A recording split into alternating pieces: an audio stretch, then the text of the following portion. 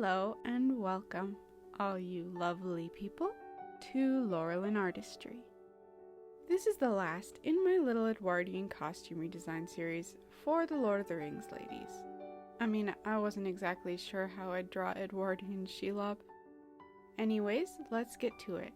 We're going to dress up Rosie Cotton.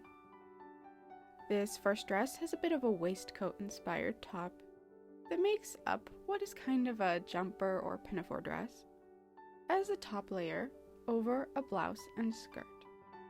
I don't know, I'm just having a bit of fun with it. In general, I want Rosie's dresses to have more of a folksy country feel to them. Make her hair curly and a bit messy, though still structured. And of course, as a hobbit, she's also got bare feet. Now for her hat. And a cute little parasol. Her second outfit has a split skirt, because I like to imagine Edwardian Rosie probably has a bicycle, which I pair with a jacket that's got a bit of a tailcoat thing going on. And this look has got a bit more of a simple hat. This last costume is a bit of a pinafore dress, and is inspired by the dress she's wearing at Bilbo's party. And under that, she's got a blouse that's all sort of frilly and gathered.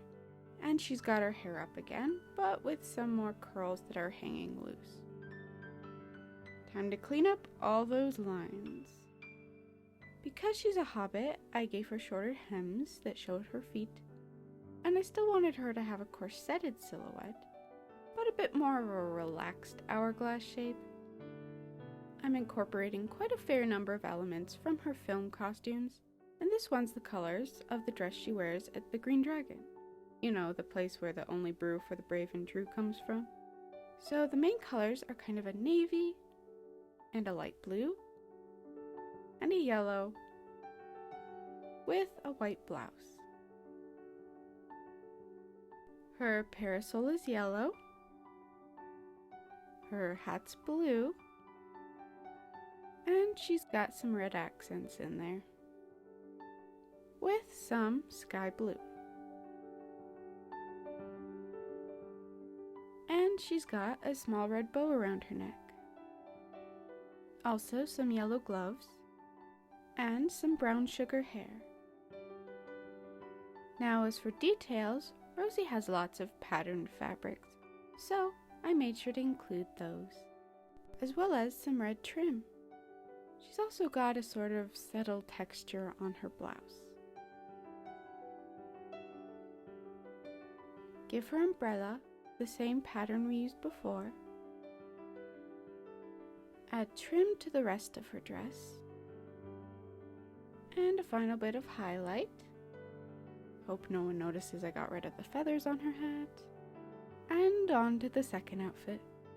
This is inspired by the dress we see her in at the end, though maybe a bit more loosely than the first dress's inspiration. I make this one a bit of a burnt orange.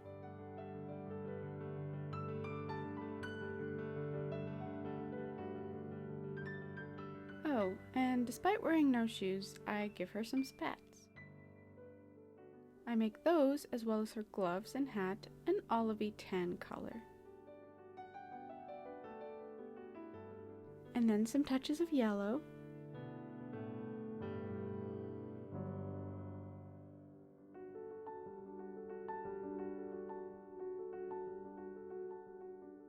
I give her a yellow rose brooch.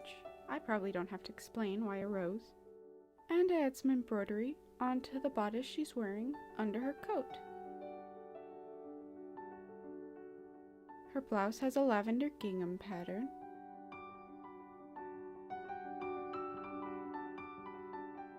And I also put that on the band of her hat. I thought I'd make her jacket and skirt pinstriped, although at the end it kind of just looked like corduroy, which I suppose is also fun.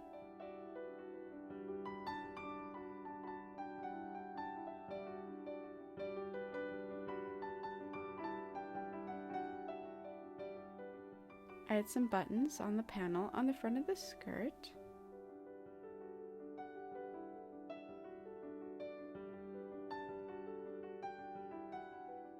attempt and fail at making it look less like corduroy. And on to dress 3. I wanted the skirt to be a bit fuller, the kind of skirt that swishes when you dance. I also changed up the neckline to be lower because hey, it's the evening. I think, though it's harder to tell because of the lighting, that Rosie's party dress is a bit of a grayish blue with some purple, the top being a lighter blue and the skirt being a bit darker. And with the blouse underneath also being a light purple. I gave her a choker since she's got one in the films.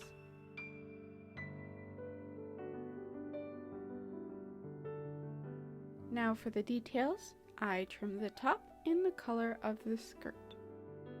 I'm not completely certain, but her dress seemed to have a very subtle paisley design in the front panel of her bodice, so I added that here.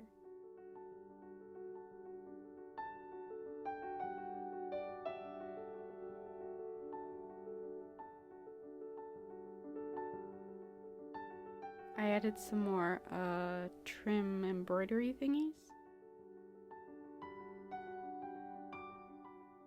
And then let's give her a frilly underskirt.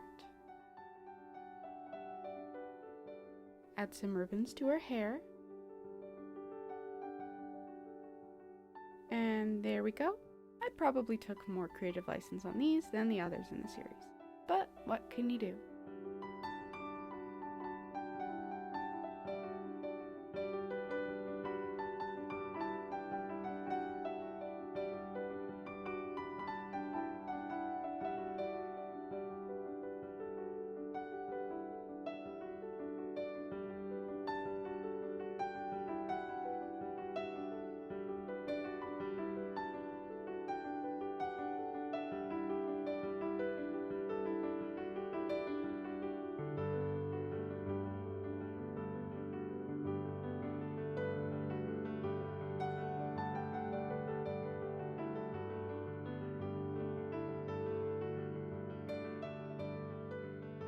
Thank you so much for watching, and thank you to Nyla Dixon for the beautiful costumes of the Lord of the Rings.